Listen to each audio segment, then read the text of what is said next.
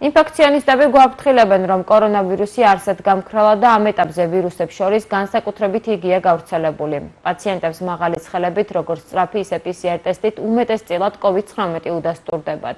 ხშირად მთავარი სიმპტომი მხოლოდ მაღალი ცხელებაა, ზოგჯერ ახლავს ხველა და დიარეა. მედიკოსები თავშეყრის ადგილებში მეტი სიფრთხილისკენ მოგვიწოდებენ და გურჩევენ პირბადეც გამოვიყენოთ.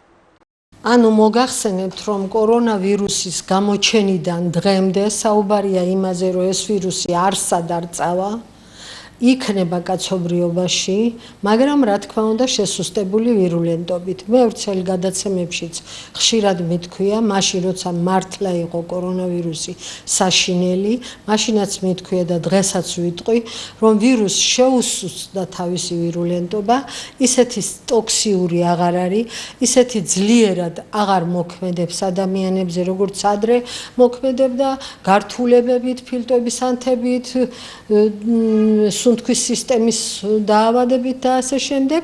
ამიტომ დღეს არსებობს, რა თქმა უნდა, ისევე როგორც გრიპის ვირუსი არსებობდა, არსებობს და იარსებებს.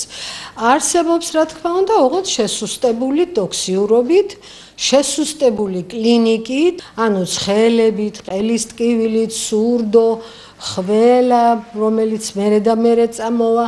ეს სიმპტომები შეიძლება იყოს კორონავირუსით გამოწვეული, მაგრამ ეს არ ნიშნავს იმას, რომ კორონავირუსი გავრცელებულია გურჯაანის მუნიციპალიტეტში და თუ კი ვინმე ანალიზს გაიკეთებს, ვირუსის ტესტს ჩაიტარებს, შეიძლება რამოდენიმე პიროვნებას რაღაცა პროცენტში დაუდგინდეს კორონავირუსული ინფექცია, მაგრამ საშინელი, საგანგაშო და საყურადღებო ნამდვილად არ არის. ისე რა თქმა უნდა, გვხდება ამ ვირუსის შემთხვევები, რომელიც ღმერთის წყალობით კეთილსაიმედოდ მთავრდება.